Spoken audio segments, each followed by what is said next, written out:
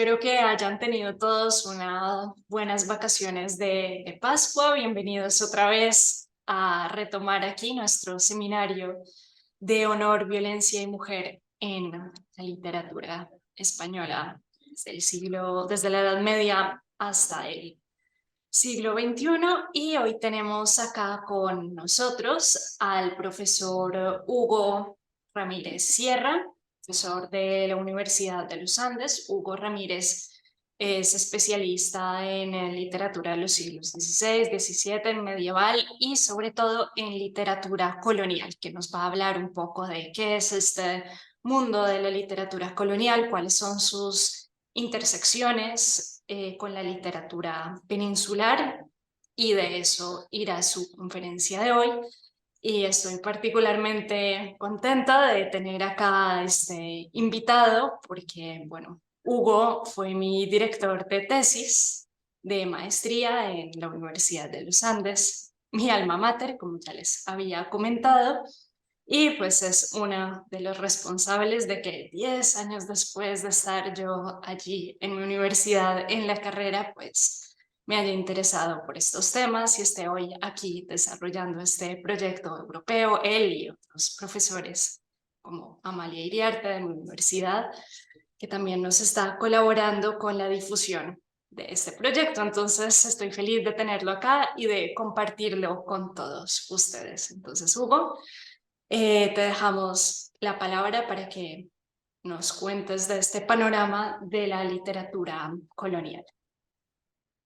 Bueno, buenos días y buenas tardes. Yo estoy en Bogotá, les digo buenos días y buenas tardes para ustedes. Voy a compartir mi pantalla para, para comenzar. Pues agradecer obviamente a Sara Santa que está haciendo pues, este proyecto que está tan bonito y yo agradezco de verdad que me haya invitado. Y obviamente pues, su profesora anfitriona en la Universidad de Milán, María Rosa. Voy a hablar del tema de la honor, violencia y mujer en la literatura, ya en este caso hispanoamericana, digamos, del siglo XVI y XVII. Y hay una cosa que quizá es importante tener en cuenta, y es que cuando nosotros hablamos de la literatura hispanoamericana del 16 y del 17, voy a comenzar a mostrar unos mapas a propósito, porque el corpus, a la hora de pensar, por ejemplo, la representación o la situación de las mujeres, por ejemplo, o el tema del honor o de la violencia asociado con mujeres con mujeres o con personajes femeninos, pues va a variar mucho dependiendo en buena medida de casi que de los avances, digamos, o del proceso en que se van eh, ampliando los territorios conquistados, dicen unos, ocupados, dicen otros, colonizados, dicen otros, digamos, conquistados y colonizados, digamos. O sea, en la medida en que, y el propósito de mostrar unos mapas al comienzo va a ser básicamente sensibilizarlos a ustedes sobre el hecho de que la imagen, la percepción que tenemos, digamos, de lo que es eso que llamamos el territorio americano, a lo largo del siglo XVI y XVII, pues cambia y va cambiando rotundamente, va siendo cada vez más complejo. Y simplemente quiero mostrar algo, solo por comenzar, para mostrar algunos mapas. Este es un mapa de 1507. Si ustedes se dan cuenta, el mapa mundi, en realidad América es algo que está acá y es una gran franja que se extiende de un lado del grado izquierdo de una mar océana que no se conoce muy bien. África es lo más grande, España o la península ibérica es una cosa muy chiquita, y de América solo lo que se conoce es esa gran franja, y eso quizá es bien importante tenerlo en cuenta. Casi que lo que se diga a propósito de mujeres o violencia contra las mujeres en textos asociados con ese periodo estará marcado sobre esa imagen de esa franja que en realidad es más bien como una suerte de gran isla del Caribe que no se sabe muy bien qué es en ese momento. Cuando uno avanza, digamos, Este es un mapa del 61, ahí están las fuentes siempre. Si se dan cuenta ustedes, aquí ya la imagen es un poco más completa, este mapa muy famoso de Sebastián Münster, y ya, por ejemplo, se reconoce con relativa tranquilidad la amplitud del continente americano, la franja media, que sería Centroamérica, el estrecho de Magallanes, que está abajo, ya hace, cuando sale este mapa en el 560, ya hace 30, 40 años fue la expedición de Magallanes y Elcano. Entonces ya esos territorios están más o menos conocidos, ya son obviamente conocidos, ya están definidas perfectamente las islas del Caribe, etcétera, etcétera. Y uno cuando avanza en los mapas, este es de 595, ya finales del siglo XVI, ahí está claramente definido, o sea, mucho más claramente definido, más bien digamos, las islas del Caribe, Norteamérica, Centroamérica, Suramérica, las Guyanas, y una parte acá que se supone sería Brasil, en esa división que se hizo con el Tratado de Tordesillas. Este es otro mapa, 630, y acá ya me interesa, es una cosa que es bien interesante tener en cuenta, y es que en realidad lo más conocido está en los bordes de las costas, es todo lo que ya tiene toponimia, todo lo que ya tiene nombres, pero aún hay, como todavía en la actualidad, aún hay vastas zonas dentro de los continentes que en realidad no se conocen, que en realidad no han sido descubiertas, para ponerlos en la, digamos, como en el léxico tradicional. Ya entrando en el periodo que nosotros, se supone que yo debo hablar de Nueva Granada. Cuando uno mira un mapa de lo que es el virreinato de Nueva Granada, o de lo que en algún momento podríamos decir literatura en Colombia, por ejemplo, pues en realidad hay también la percepción, digamos, tiene que ser muy amplia, porque tenemos que tener en cuenta que en lo que era ese virreinato de Nueva Granada, o ese territorio, lo llamado actual Colombia, pues estaba asociado, por ejemplo, con Panamá, que hasta hace poco más de 100 años hacía parte de Colombia, o tenía hacía parte, digamos, por ejemplo, Venezuela, que está acá en la costa atlántica, o buena parte del Ecuador, del Perú incluso. Y las Guyanas, obviamente. Este mapa de 1776 como que distingue bien acá, un poquito mejor por lo menos, digamos, de nuevo, las costas de la actual Colombia, Venezuela, las Guyanas y el Brasil. Pero si se dan cuenta, por ejemplo, en este mapa es ya esto es pasado los procesos independentistas, y es bien interesante tener en cuenta, por ejemplo, que todavía en este mapa de 1826, todavía cuando se habla de Nueva Granada, todavía se tiene en cuenta Panamá, o sea, la frontera iría casi hasta Nicaragua, tendría en cuenta todo Venezuela, buena parte de Ecuador, de Perú, etcétera, etcétera. ¿Por qué es importante tener en cuenta esto? Porque muchos de los datos, digamos, que muchas de las representaciones o muchos de los textos que estamos asociando con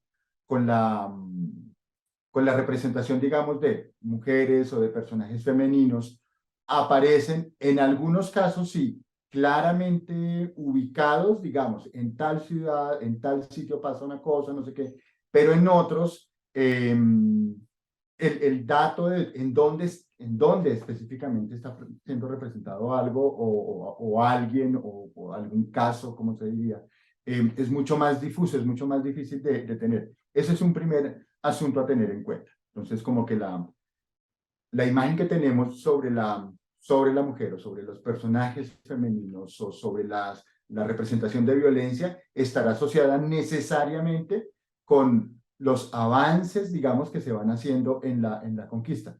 Me explico, primero se van a conocer cosas sobre el Caribe, después sobre México, más tarde sobre el Perú, y luego más tarde sobre el Perú, y mucho más tarde sobre Chile y Argentina, poniéndolo un poco con la terminología actual, o con los nombres actuales. ¿Por qué? Pues porque es el orden del avance de la conquista, y eso es más o menos un criterio, digamos, que debemos tener en cuenta. Difícilmente vamos a encontrar testimonios de violencia contra mujeres, qué sé yo, en 1510 en Chile. ¿Por qué? Pues porque es que allá no ha avanzado la conquista todavía.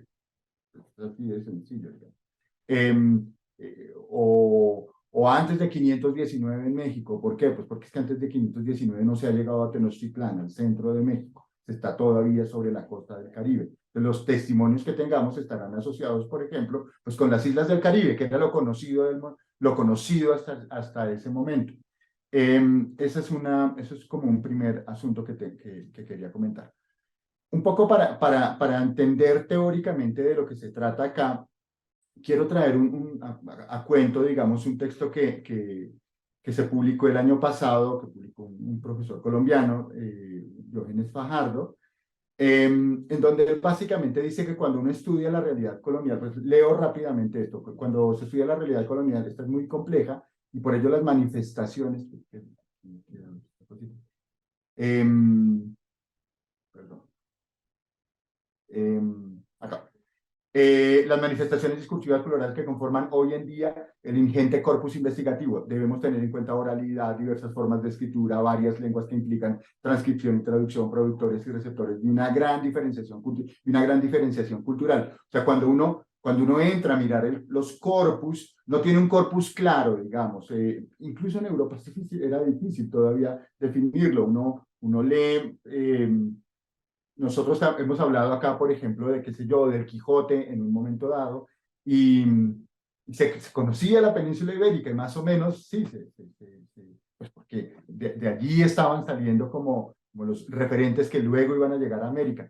Pero cuando se piensa en qué era lo que pasaba en América, ¿sí? Eventualmente lo que uno debe tener en cuenta también es como toda esa multiplicidad, digamos, de producción que está apareciendo, que no solo aparece en una sola lengua, no solo es producción en español, no solo es producción escrita, no solo es producción hecha por hombres, por sujetos masculinos, digamos, sino que es necesario tener en cuenta como los distintos tipos de productos que están apareciendo.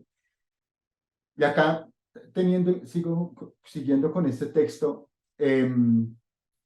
la base, digamos, de ese texto de Diógenes, lo pongo acá entre corchetes cuadrados. De un lado, los temas, por ejemplo, los temas a propósito de los cuales se escribe sobre América no necesariamente corresponden con nuestros intereses. El tema de la violencia contra las mujeres, por ejemplo, pues no es que haya grandes textos dedicados a eso. De hecho, lo que uno tiene que hacer siempre es como, dentro de la información que ya tiene, comenzar a rastrear qué hay en los documentos ya conocidos, que es lo que vamos a hacer hoy. ¿Y eso por qué lo hace? Y más o menos ahí lo que me interesa es como llamar la atención que, por ejemplo, los estudios realizados a propósito de la situación de la mujer en el periodo colonial, eso es lo que ha hecho, por ejemplo, Mabel Moraña, que es una investigadora bien interesante que trabaja en Estados Unidos, lo obligan a uno como a mirar esos mismos textos, ¿sí? Mirar esos textos que todos conocemos, pero comenzar a mirarlos como en una perspectiva distinta. ¿Qué es lo que pasa con el tema de la violencia contra las mujeres? ¿Cómo está representada en esos textos? El tema no aparece ampliamente desarrollado, sino que son puros detallitos, lo que es lo que vamos a mirar. O, de la misma manera, cuando uno comienza a mirar cómo es el aporte cultural de otros grupos, por ejemplo, ya no solo de los españoles o de los indígenas, sino también, por ejemplo, de los negros traídos en condición de esclavos a América, o la relación que estos establecieron con españoles o con portugueses o con nativos americanos, etcétera, etcétera. Y ahí ya el criterio, digamos, un criterio clave, lo da Edward Glissant en un texto ¿de qué? De 2002. Entonces, importante eso, como que esos tres criterios que he tratado de presentar. De un lado, hay una variación para entender cómo es el tema y cómo podemos trabajar el tema desde el contexto hispanoamericano, el tema de la violencia contra las mujeres, es clave tener en cuenta cómo va avanzando el proceso de conquista, colonia, colonización, con todas las comillas que quieran sobre esos términos, digamos. Punto número uno. Punto número dos, como los textos a propósito de los cuales estamos estudiando no están necesariamente asociados con el tema de la violencia de la mujer, sino que son, o contra la mujer, sino que son otros temas los que están abordando, y en algunos fragmentos es que dejan esas perlitas, dejan esos pequeños detalles. Y lo tercero es el hecho de que no solo deberíamos tener en cuenta la, el aporte, digamos, europeo, la lógica con la cual se están moviendo en Europa, o las técnicas con las cuales se mueven en Europa, las lenguas europeas, por ejemplo, sino también otras lenguas. Esa interseccionalidad es súper importante para entender el proceso en América. Y entonces eso nos obliga, por ejemplo, a tener en cuenta que cuando leo crónicas, no solo puedo pegarme, digamos, a lo que dicen las crónicas producidas en el contexto de la lengua española, sino que necesariamente tendré que estar pensando en en textos asociados con otras lenguas, textos que se ocupan del mismo periodo, que se ocupan de las mismas zonas y de los mismos problemas, pero que al ser puestos como en otras lenguas, nos obligan como a replantear el problema, a mirarlo con mayor cuidado. Y aquí pongo simplemente un ejemplo, unos ejemplos. Uno puede mirar crónicas en italiano como la de Pigafetta, o en latín como la de Martín de Aglería, o la de Thomas Geisha en inglés, o la de Nicolás de Federman hecha en alemán, o incluso en lenguas americanas. Eso es bien importante tenerlo en cuenta.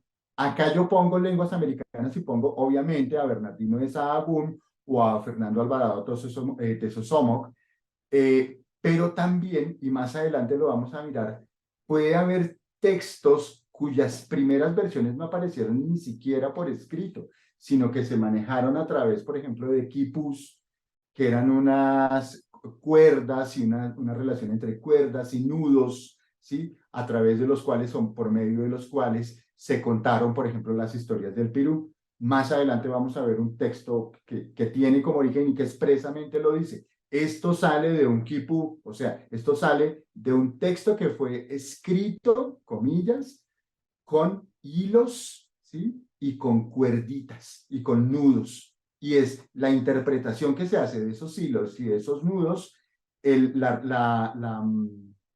la versión que nosotros damos en español, digamos, tiene como base es un ejemplo de violencia contra mujeres, digamos, aparece ahí en quipús. Y eso es bien importante tenerlo en cuenta.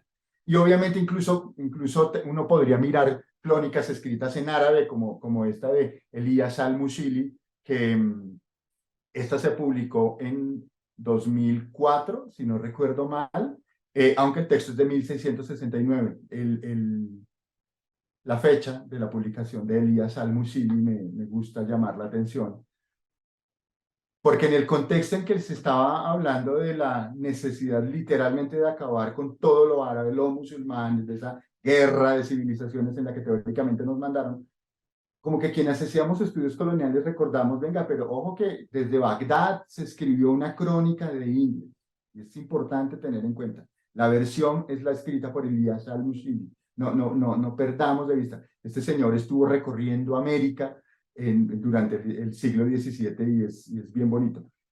Entonces hay otras lenguas como fuentes, tenemos otras técnicas de escritura, otras formas de narrar, como la de los quipus, por ejemplo, o tenemos, por ejemplo, formas de representación, como las representaciones teatrales. Aquí simplemente traigo a colación, por ejemplo, las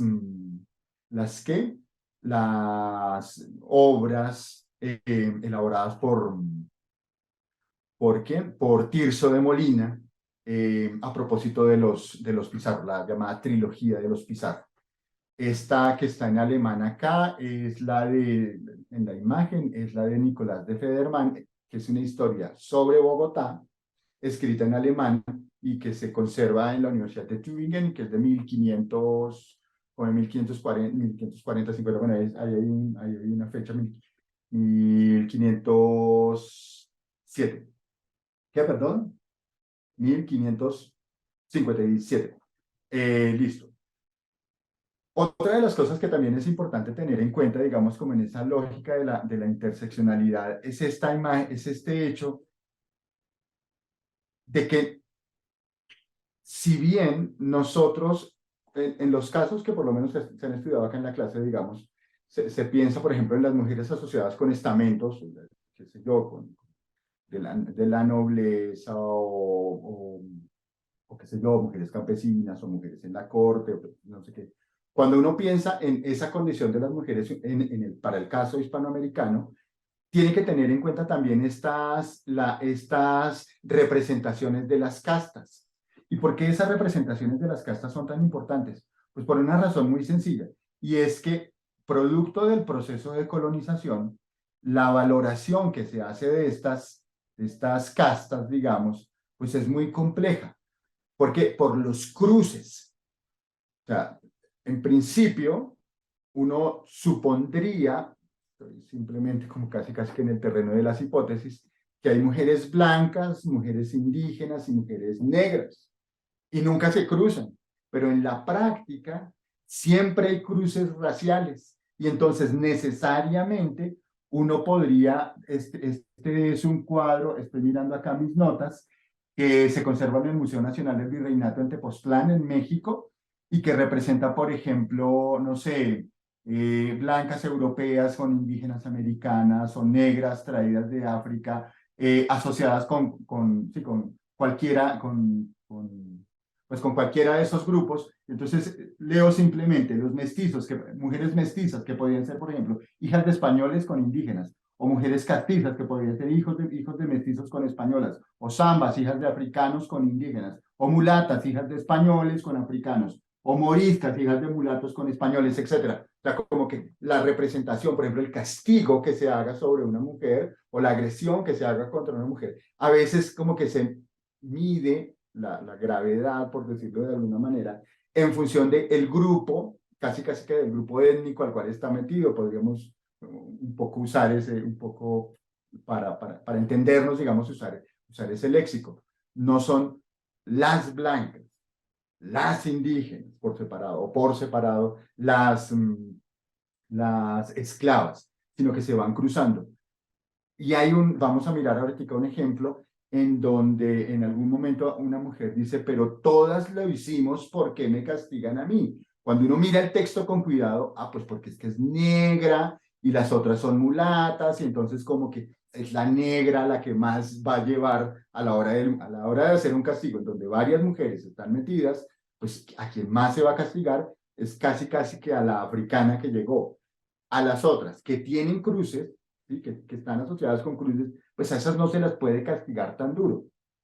Se es un poco más tolerante, por ejemplo. Comienzo con este texto, que esta es una traducción del primer viaje ¿de quién? De Antonio Pigafetta, y lo traigo a propósito. Por ejemplo, leo simplemente rápidamente los pasajitos rojos. Nos prometían por esclavos a una o hasta dos de sus hijas, pero no nos ofrecieron jamás a sus mujeres, quienes por lo demás no habrían consentido en entregarse a otros que a sus maridos, porque no sé qué. Si las mujeres tienen hijos, las llevan suspendidos. Entonces, ahí en el texto de Pigafetta es bien interesante tener en cuenta que, de en medio de todas las cosas que está contando, a la hora de hablar sobre mujeres en la costa, en la costa de la actual Guyana, por ejemplo, la costa Caribe, pero sobre la zona de las Guyanas, cuando habla de las mujeres, cuando hace esta presentación, llama la atención que, por ejemplo, ellas no están, es a las solteras, digamos, a quienes son las solteras quienes son objeto de intercambio. Las casadas no, entre estos grupos. Y de hecho, una cosa que llama la atención también en el texto es que las casadas son aquellas que en un momento dice están defendiendo una suerte de honor diciendo ellas no lo habrían permitido, ellas no habrían consentido en entregarse.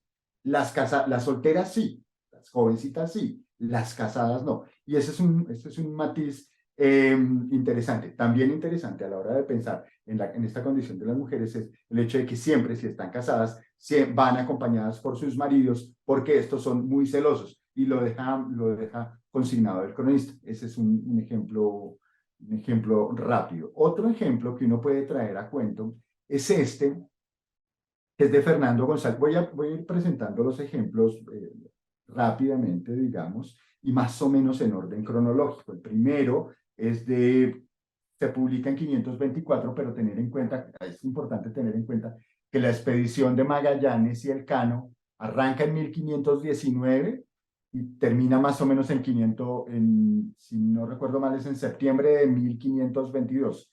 Cuando se publica en el 24, ¿sí? En realidad, por ejemplo, ahí no se sabe ni siquiera la lengua en la que fue escrita, si fue realmente escrita en italiano, fue escrita en francés, o cómo fue que se escribió. Entonces ahí como que, ahí ya tendríamos un primer problema asociado, por ejemplo, perdón, con las traducciones de los textos en donde se está hablando de las mujeres.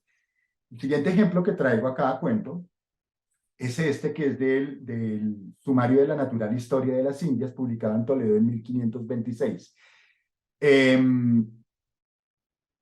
Aquí es importante, de nuevo solo los pasajitos en rojo.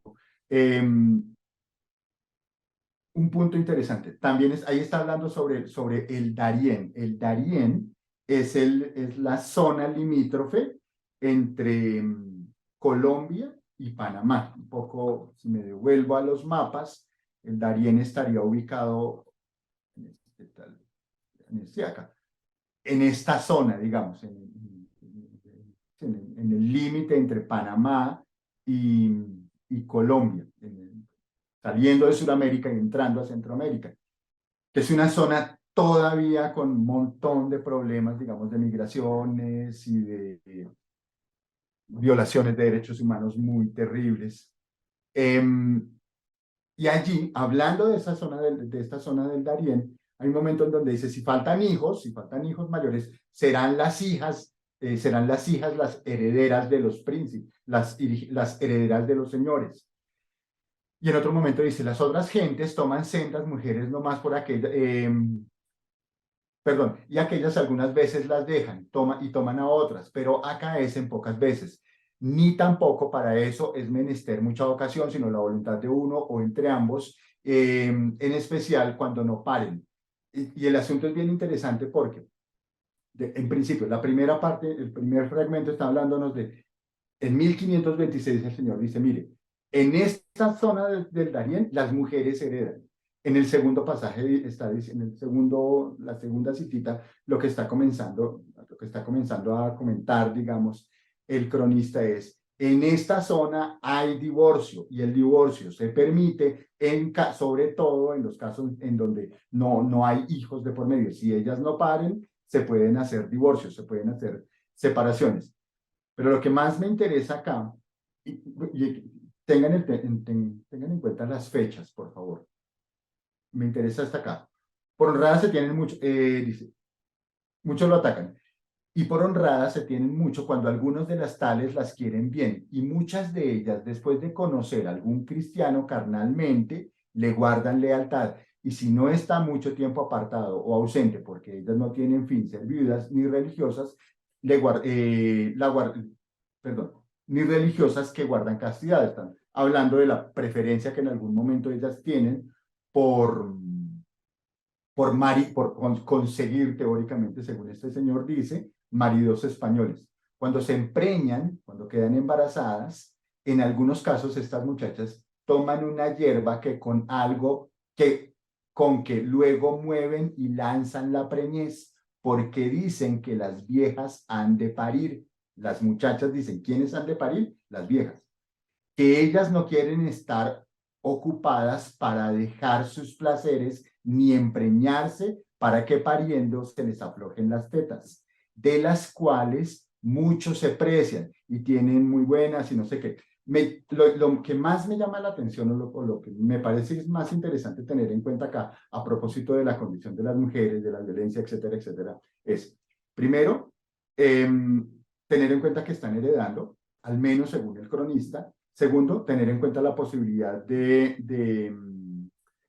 divorciarse, y que asuntos como, en este caso, el lanzar la preñez, que obviamente se está hablando de un aborto, sobre el evento no se hacen juicios morales, sino que como que el cronista está diciendo, está pasando esto, está como presentándose la condición. Entonces, bien interesante porque cuando uno va avanzando en los textos, como que el peso ideológico, por ejemplo, del cristianismo, del catolicismo, es cada vez más contundente.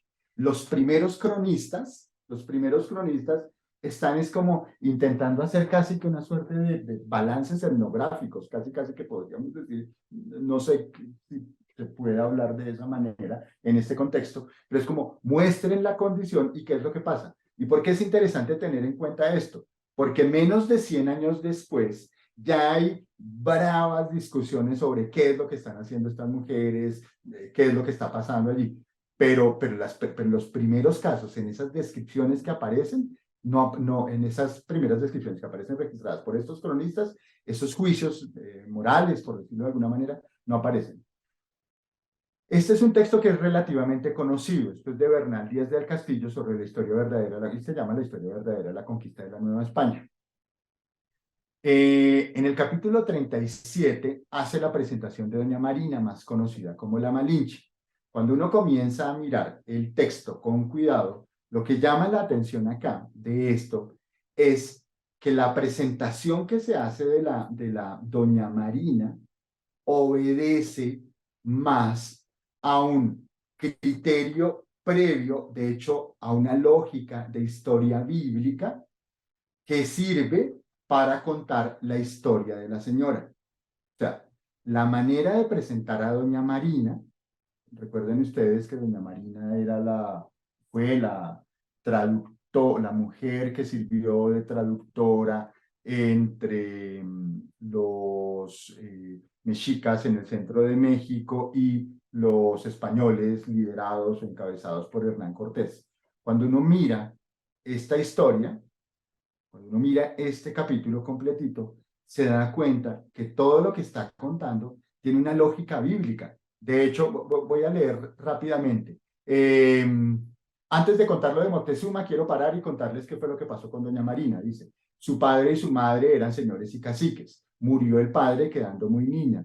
La niña, la mamá se volvió a casar y la niña se convirtió en un estorbo, ¿sí? Y entonces los papás se la regalan, y acá es bien importante, y en aquella estación se supone que se murió la niña, se supone que se murió la niña, y ellos se la regalan a los de Chicalango, que la dieron a los de Tabasco, y los de Tabasco se la dieron a Cortés. Como que la niña comienza a ser un objeto y comienza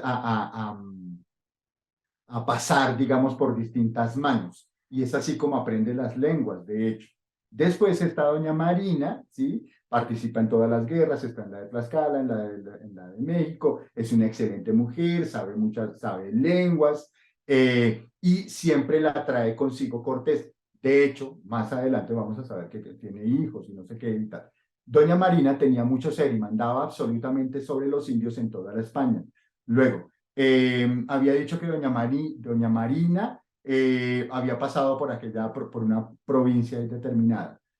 Después, Doña Marina en un momento dice, y como ansí los vi llorar, Doña Marina ve llorar a su madre y a sus hermanos, ¿sí?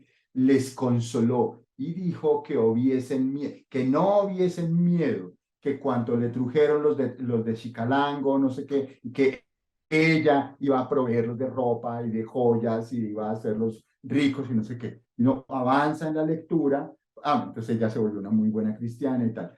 Y todo esto lo digo, y así cierra el cronista, y todo esto lo digo, acá en el último subrayado en rojo, y todo esto que digo, sé lo yo muy certificadamente, y esto me parece que quiere remedar, y acá está, lo que le acaeció a sus hermanos, a José, a sus hermanos, en el Éxodo a José, lo que le sucedió a José y a sus hermanos en el Éxodo, en el texto bíblico, que vieron en él el poder, que vieron en su poder cuando lo del trigo, dice. O sea, lo que está diciendo es, la historia de Doña Marina, la elaboración de la historia de Doña Marina, tiene como antecedente un texto bíblico.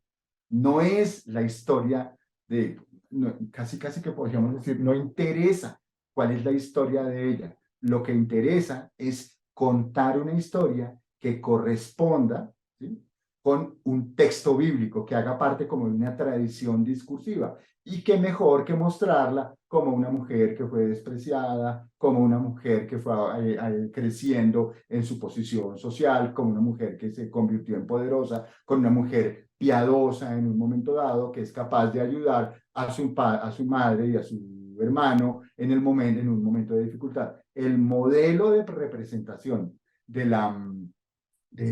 esta mujer, ¿sí?, es el modelo de representación de un personaje, ¿sí? Y eso es bien interesante tenerlo en cuenta, como que la imagen de ella no cuenta, lo que ella es no cuenta, lo que cuenta es que ella entre a participar de una lógica que obviamente es cristiana, católica, occidental y tal.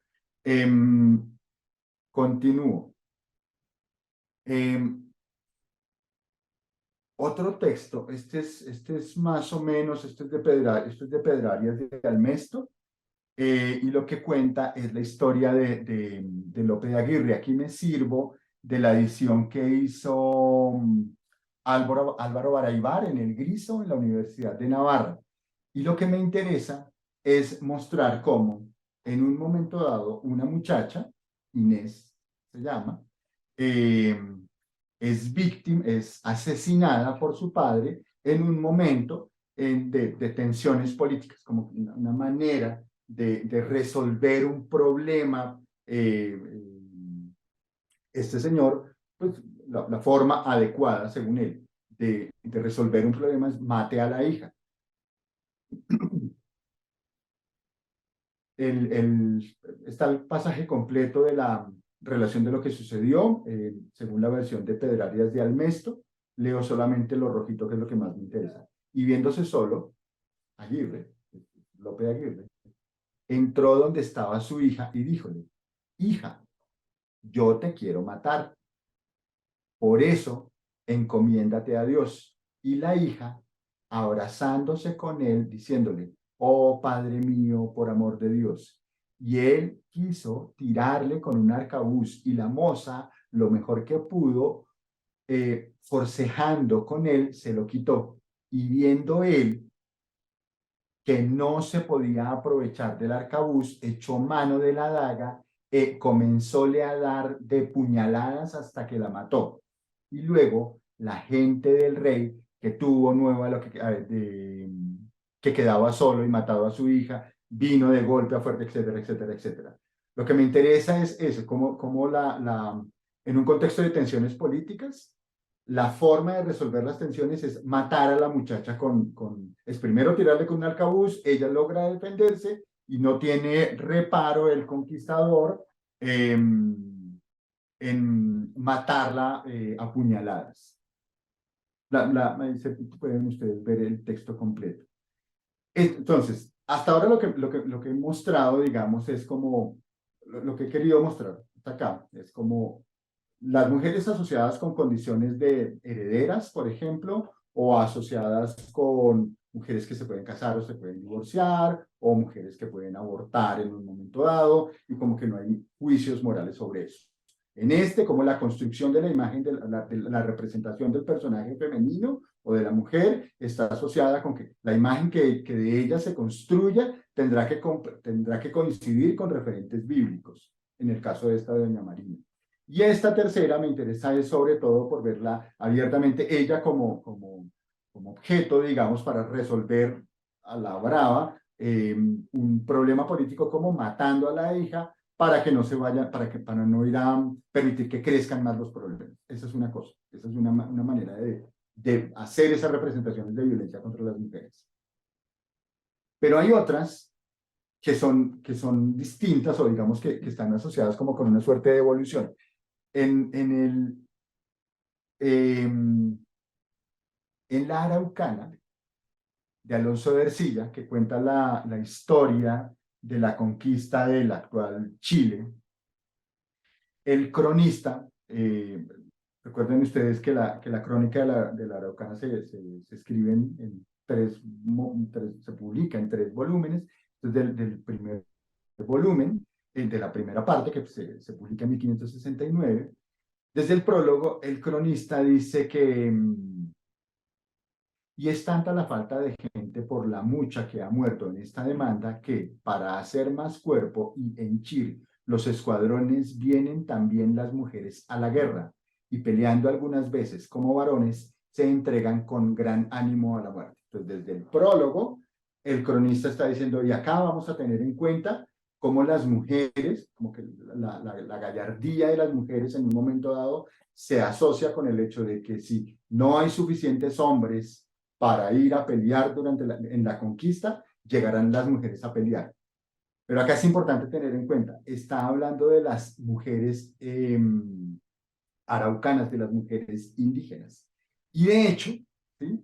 Hay un momento, que es quizá uno de los momentos más bonitos de la crónica, en donde casi que pone a Tegualda, a la hermosa Tegualda, que es una indígena, ¿sí? A la altura, con un heroísmo tal que puede casi que ser, por ejemplo, asociado con el de Lucrecia.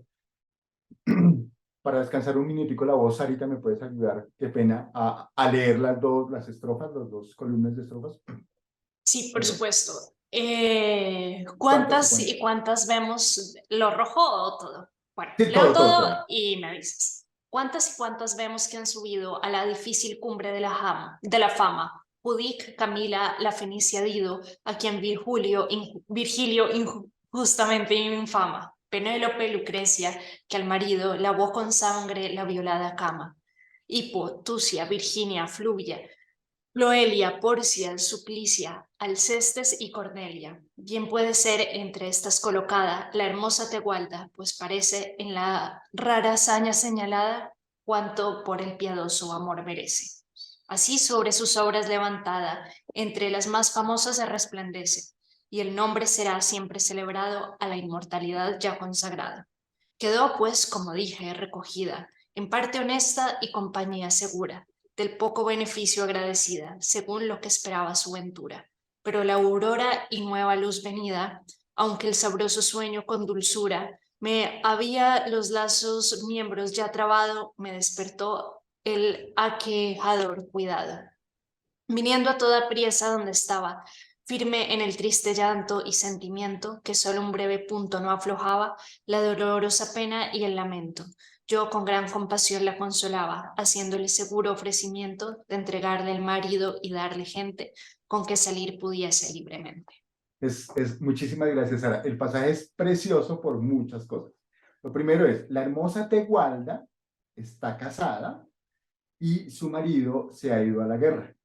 Como él se ha ido a la guerra, ella está muy pendiente de él y sabe que lo mataron. Ella está detenida y el custodio se supone que es Alonso de Ercilla, el poeta. La misión de Ercilla es cuidarla, no dejarla escapar, pues esta es una prisionera y tal. La representación que hace de ella es muy bonita, porque de entrada la pone, por ejemplo, y esa es la primera estrofa que leyó Sara, asociándola con Penélope, Lucrecia, Penélope, Lucrecia, Porcia, Sulpicia, Cornelia, etc. Y allí mete a la hermosa Cornelia, perdón, a la hermosa Tegualda, que era una joven recién casada, que en un momento dado casi que permite o pide que su marido vaya a la guerra, y cuando en medio del combate ella sabe que él ha caído, el ejercicio que hace es comenzar a buscar el cadáver de su marido en medio de la masa, pues, de cuerpo sin vida. Y es esa la imagen, digamos, que rescata. Lo que me interesa, digamos, acá, a la hora de pensar en la imagen de la mujer, digamos, en la imagen de estos personajes femeninos o de esta mujer, es la representación heroica que se hace, como la fama que construye esta Tegualda, no duda el poeta en ponerla a la altura, por ejemplo, de la fama de Lucrecia, que la estuvimos analizando acá desde la primera clase. Entonces, muy bonito.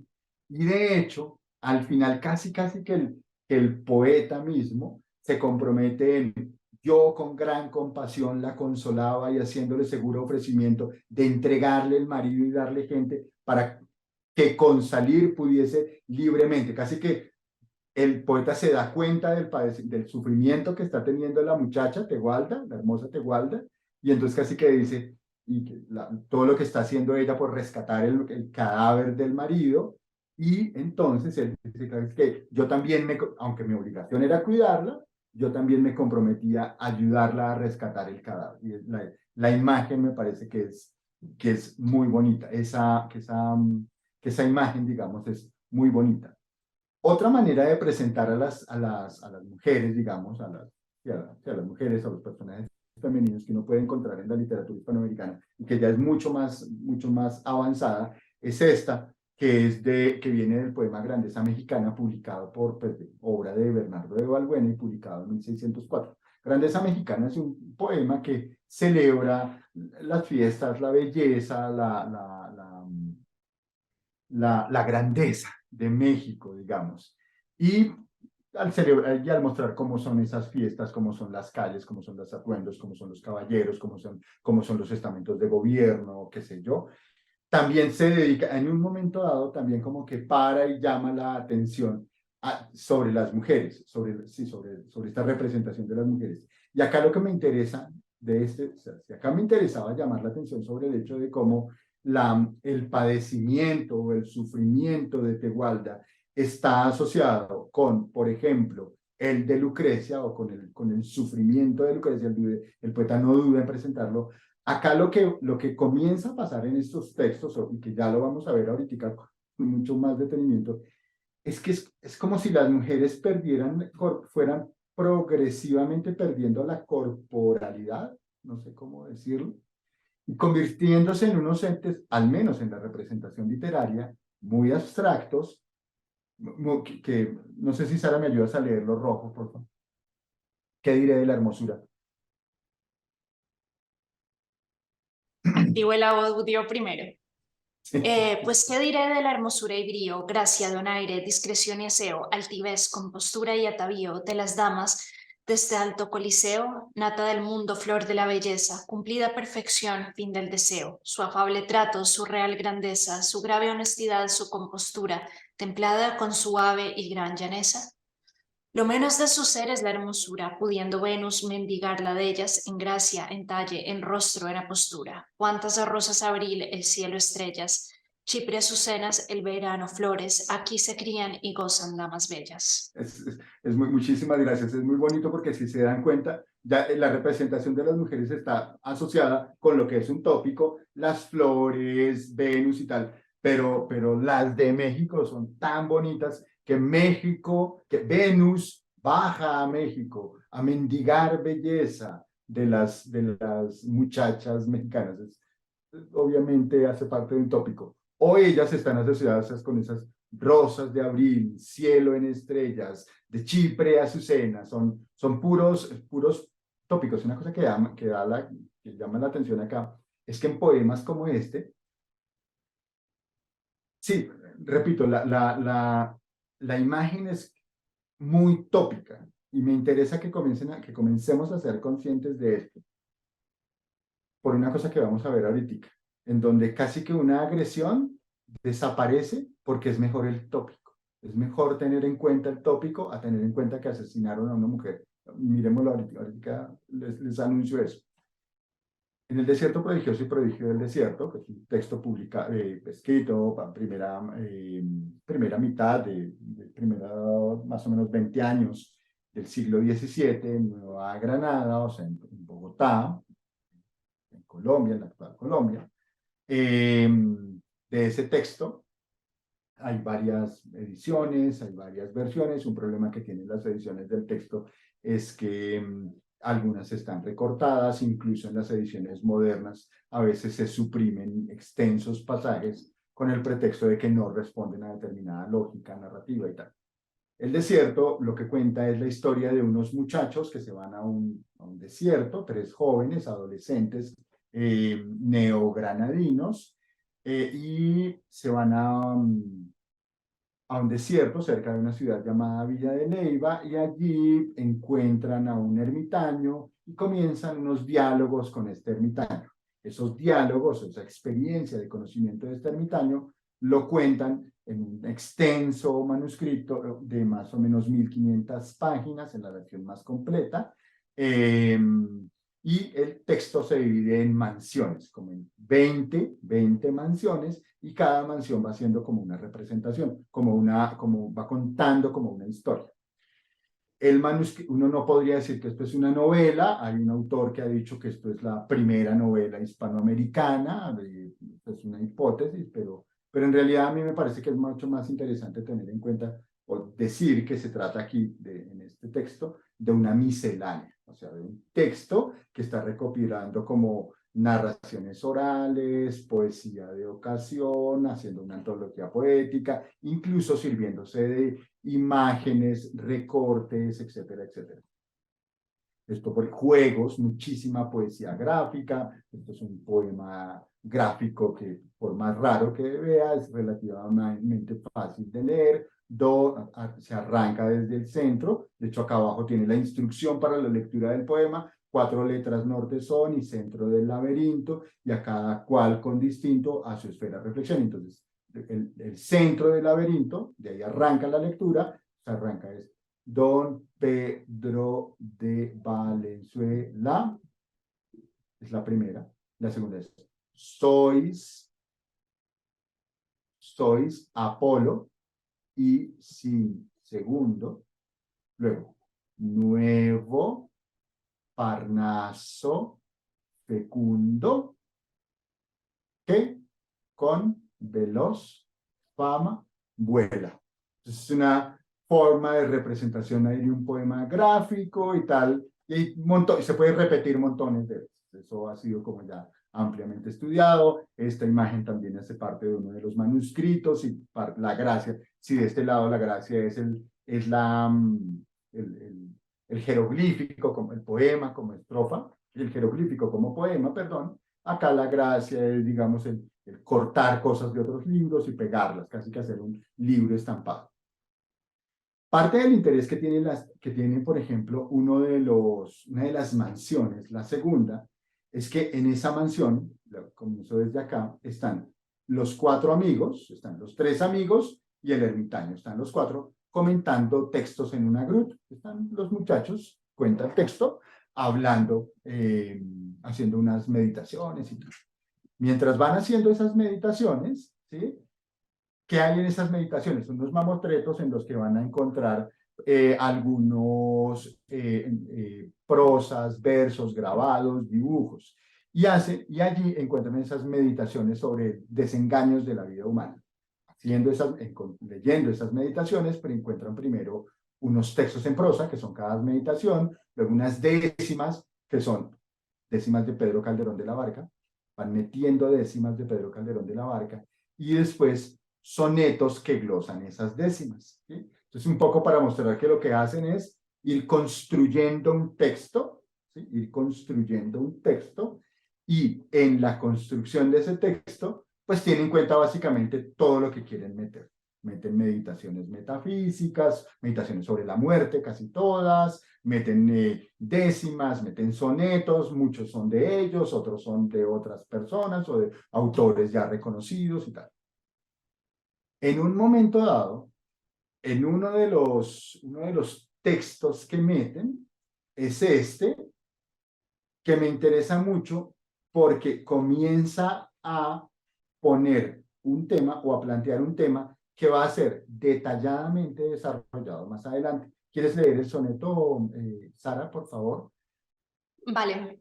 ¿Con qué artificio tan divino sales de esa camisa de esmeralda fina, oh rosa celestial, alejandrina, coronada de granos orientales? Ya en rubíes te enciendes, ya en corales, ya tu color a púrpura se inclina, sentada en esa basa peregrina que forman 5 puntas desiguales. Bien haya tu divino autor, pues mueves a su contemplación el pensamiento. y aún a pensar en nuestros años breves. Así la verdad se esparce al viento y así las esperanzas son aleves que tienen en la tierra el fundamento. Listo, gracias. Hay una cosa que es bien interesante tener en cuenta, es en una de las versiones manuscritas no dicen de quién es el soneto, y en otra de las versiones manuscritas sí nos dicen de quién. Es un soneto de Lope de Vega y Carpio. Y en efecto, es un soneto de Lope de Vega y Carpio, y de hecho, ese soneto tiene mucha familiaridad, básicamente, el tema del soneto es el motivo de la flor, el motivo de la rosa, perdón, con qué artificio tan del botón de la rosa, con qué artificio tan divino sales de esa camisa de esmeralda fina, que son las hojitas que están por debajo de la rosa, o rosa celestial alejandrina, coronada de granos orientales. Son puros tópicos sobre el tema de la rosa. Ya en rubíes, haciendas, etcétera, etcétera. El tema de la rosa es interesante para nosotros, lo vamos a ver más adelante, es porque el tema de la rosa termina asociado o está siendo asociado ya en este momento con, por ejemplo, la belleza de la mujer amada o la tez de la mujer amada. De hecho, poemas similares hay a una rosa también escrito, por ejemplo, por Sor Juana Inés de la Cruz, hay también un poema de Calderón, etcétera. Góngora también tiene un poema sobre a una rosa, en donde siempre el tópico está ahí presente. De hecho, esta es el texto, digamos, y acá está la versión manuscrita con el tachadito. Lo que me interesa, bueno, y aquí hay como, pues, algunos de los antecedentes, digamos, de ese motivo de la rosa. Entonces, por ejemplo, aparece en el cancionero de Petrarca, el 157, el poema de un poema de Fernando de Herrera. También está, retoma el tópico, y en 1582, muy joven, Luis de Góngora escribe un poema en donde aparece también el tópico, ¿no? De la representación de la amada asociada con la rosa y con el color, con el color, con las mejillas, etcétera, etcétera, con los labios y tal. Purpúreas rosas, dice acá. En el Petrarca, no me voy a atrever a leer un soneto de Petrarca en un curso, en una novela italiana, ni loco, de una universidad italiana, ni loco. Pero acá sí ustedes pueden ver claramente en Petrarca, el último terceto, la alusión al color. Acá también está para las purpúreas rosas, etcétera, etcétera. Está siempre el tema del color y la rosa, el color y la rosa. En la mansión cuarta. Entonces están haciendo estas representaciones de la rosa y la mujer y tal, la paran, ¿sí? La paran, ¿sí? Y un momento dicen, no, ya, saben que dejen este tópico acá, dicen los muchachos, avancemos en la historia. Se van a hacer unas meditaciones sobre la muerte y después en la mansión cuarta retoman el tema, pero la manera de retomarlo es lo que me interesa. Comienzan a hablar de los cuatro amigos, están hablando con Arsenio, que es uno de los amigos estos están hablando con Arsenio. Arsenio es un ermitaño. Este Arsenio quiere contar la vida de un Arsenio, que es él mismo, y mientras cuenta la historia de su amigo Leoncio, que es otro que él conoció por allá. Este Leoncio, ¿por qué nos interesa? Porque Leoncio mató a su mujer. Y la manera de contar, la forma de contar cómo mata a la mujer está perfectamente planteada. La mujer, ¿cómo se llama? Obviamente tenía que llamarse Rosalinda, ¿sí? Él era un joven que vive en Italia, se enamora de Rosalinda, la muchacha que es muy bella, él que es muy joven, pues él se pone de díscolo, comienza a faltar a sus obligaciones, digamos, en casa. Ella lo recela porque ella es una muchacha buena, lo recela, y en un momento dado, ese recelo cala en él, se disgusta muchísimo, y entonces vamos a leer rápidamente las dos escenas. A deshora de la noche, desnudo del acero e inflexible, a los halagos apacibles, a los arrullos gemidores de aquella tortolilla, esforzó el desmayo de la infausta acción y abriendo las puertas del corazón con tan fuerte llave, privó de la vida a la criatura más bella y más hermosa que el orbe entonces tenía. Murió Rosalinda, y murió Rosalinda al siglo, entregando su dichosa alma al cielo para vivir eternidades. Y más adelante, ya quedó, ay, dolor, ajada rosa, quebrada la perla, lisonja los sentidos, en polvo la esmeralda y manda atención, etcétera, etcétera. Si ustedes se dan cuenta, la representación del asesinato de la muchacha comienza a ser completamente estilizado.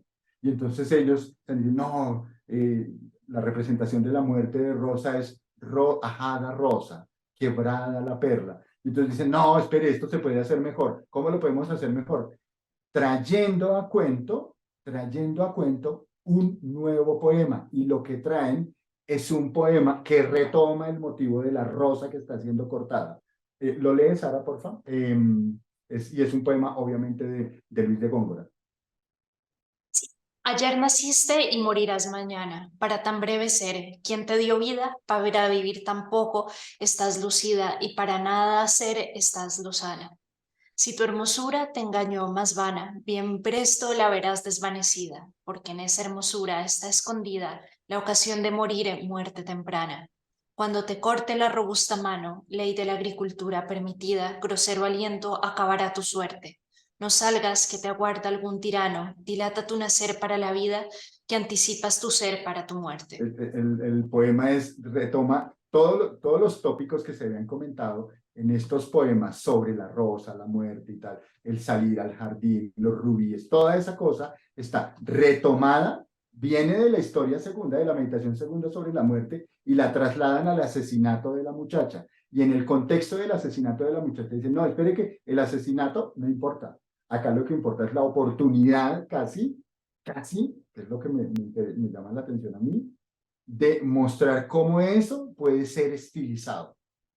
Que es un pues que es un asunto que, claro, se participa desde la lógica de la belleza, pero entonces toda la acción previa, razón por la cual te dio ocasión a la composición poética, eso se deja de lado, y acá lo que prima es comenzar a llamar la atención sobre tópicos al punto de que llaman la atención, por ejemplo acá, al final, sobre los tópicos, cómo es la representación de la rosa ajada, de la pérdida de colores, etcétera, etcétera, etcétera. Y bueno, esto es importante porque tenemos la oportunidad de contar, de traer a cuento un poema de don Luis de Góngora. Ese texto, esa miscelánea, luego trae una novela bizantina, cuenta la historia de un secuestro, perdón, un detalle final sobre Rosalinda. Después Rosalinda se aparece muerta y mancha las paredes, deja escritos en las paredes. Hay una historia muy interesante sobre Rosalinda, al punto que el señor tiene que pues se suicida.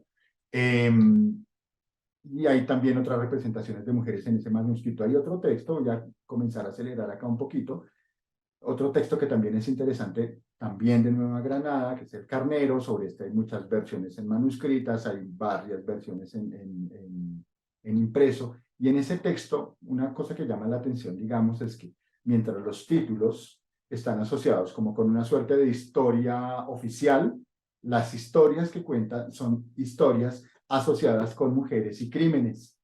Por ejemplo, el capítulo 9, de ese 9 o 10, dependiendo más o menos del manuscrito, cuenta, se supone que es la historia de este Fray Juan de los Barrios y la venida del doctor Andrés Díaz Venero de Leiva, pero cuando uno lee en detalle, lo que va a contar es la historia de la bruja Juana.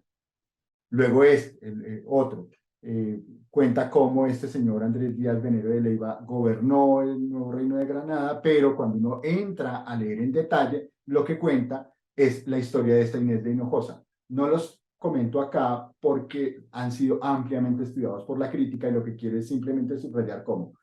Si en el caso del desierto prodigioso, los crímenes estaban completamente estetizados, la valoración que se hacía del crimen, ¿sí? O del uxoricidio, que es del asesinato que el marido hace sobre su mujer, del uxoricidio, están completamente estilizados, se subliman, por decirlo de esa manera. En este caso, la historia de esas mujeres se oculta en la lógica esta de esa historia oficial. Cualquiera que haya leído, se consigue mucho estos textos, reconoce con toda facilidad. Un capítulo tiene 15 páginas, la primera página es la historia oficial, luego hay 10 páginas, 15 páginas de toda la historia en detalle de la bruja Juana, o toda la historia en detalle de Inés Hinojosa y la manera en que va matando a sus maridos, y luego al final otra vez retoma la historia oficial. Casi que quedan como metidos, ¿sí? Como intercalados, como una suerte de novelas intercaladas en la crónica. Y hay una que me llama la atención, simplemente la traigo a cuento porque se está jugando de nuevo con esa cosa de vamos a anunciar cosas que pasan en el Carnero para luego desarrollarlas. Entonces, por ejemplo, el capítulo 7 dice que llegaron unos señores a Cartagena, algunos soldados se fueron a Santa Marta, están en unas expediciones, otros se fueron a Santo Domingo, en la isla española, por tener allí sus mujeres y sus ciudades. Mientras esto sucedía, se murió la emperatriz, entonces va como ofreciendo ahí información oficial, y mientras cuenta esa información oficial de dónde están las mujeres, qué va pasando, en un momento dado aparece un libelo infamante. Anoche a tales horas se perdió tal nave y no sé qué. Cuentan una historia ahí en un capítulo y después dice el texto. Tomóse razón del papel con día, mes y año y no se hizo diligencia de quién lo puso. En la primera ocasión que vinieron a España se supo que el papel hizo verdad y en su lugar diré quién lo puso con lo demás, qué sucedió. Más adelante, en efecto, lo va a contar. ¿Y qué es lo que va a contar? Esta es una parte del contenido de ese capítulo 9, y es aquí en donde dicen, básicamente cuento una escena, están en una mujer en una escena de brujería, saca la manga a través de un balde de agua, saca una manga interviene en una escena que está por fuera, no sé qué. El hecho es que el ejercicio de brujería, por el ejercicio de brujería culpan a la bruja Juana y a sus hijas, ¿sí? Las condenan, y al final ella va a decir, todas lo hicimos y yo sola lo pago. El texto está ampliamente estudiado por la crítica y se consigue con relativa facilidad en Internet. Esto es básicamente una prueba, y lo que me interesa es llamar la atención sobre el hecho de que escenas de mujer asociadas, por ejemplo, con un aquelarre, con un ejercicio de brujería en donde hay blancas, mestizas, mulatas, negras, la que cae es la negra, ¿sí? Y las otras no son culpables. Las otras sí tienen unos castigos, pero es menos grave por su condición de clase, por su condición de raza, etcétera, etcétera. En ese texto del Carnero hay un montón de alusiones sobre misoginia.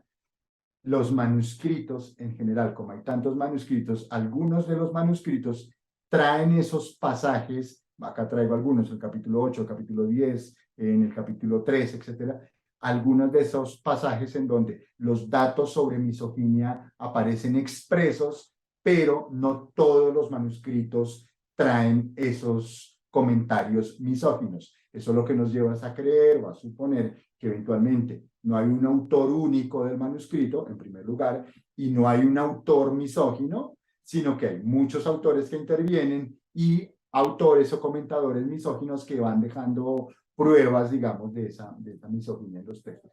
Y el último que quiero comentar rápidamente para luego comentarlo cerrado con los estudiantes es es la crónica, es un pasaje del capítulo 89 de la Crónica General del Perú de Martín de Murúa. Este capítulo ha sido, lo vamos a leer ahorita, y simplemente quiero llamar la atención porque el capítulo reelabora una historia, ¿sí?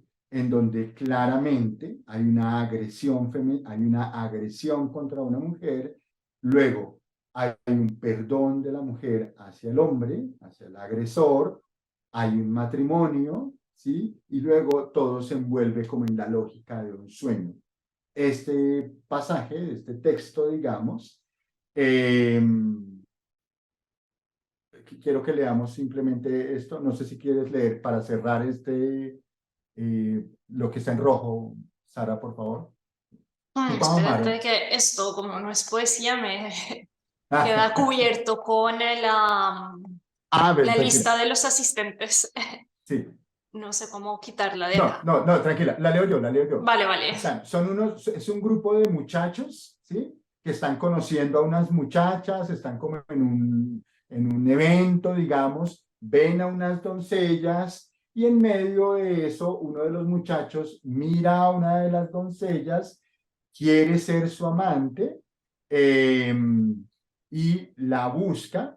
Eh, la muchacha en principio no accede, pero después sí accede. Dice, Tupa Amaro, como discreto, que es el muchacho, como discreto y sagaz, alcanzó los lances por donde Amor quería que ganase el juego y, desmemoriado de la crueldad pasada, considerando el bien que su fortuna le prometía, dio oídas a la dulce voz de su querida Neustadt, que es la muchacha.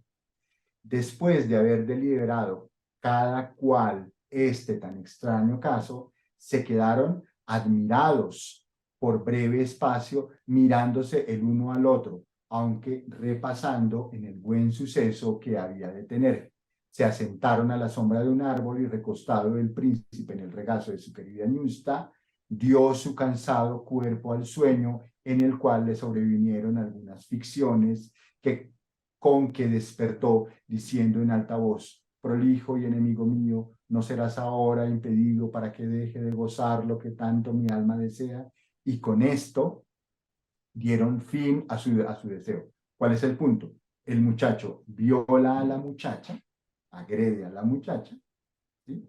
Después la abandona y después la busca para casarse porque reconoce que ella está, que es una muchacha muy guapa y que merece, digamos, ese resarcir, no sé, ese agravio.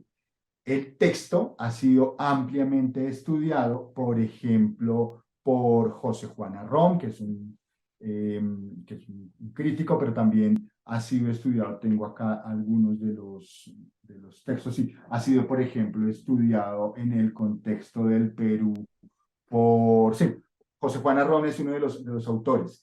Este texto de Martín de Murúa es bien bonito, entre otras cosas. Bueno, no se sabe muy bien cuál es el origen del texto, pero lo que sí se sabe es que Martín de Murúa, el autor, debió ser muy cercano a Guamán Poma de Ayala, al punto de que muchas de las representaciones que se hacen que trae el texto, están asociadas o son muy parecidas a representaciones o a imágenes, a dibujos que hacía el cronista Guamán Poma de Ayala. Esta es una de las ediciones. Este vínculo en YouTube les permite a ustedes entrar a la edición Getty del texto de Martín de Murúa, que se publicó hace unos 10 años, y que es de verdad un texto muy bonito. Lo que me interesa es que tengan en cuenta este capítulo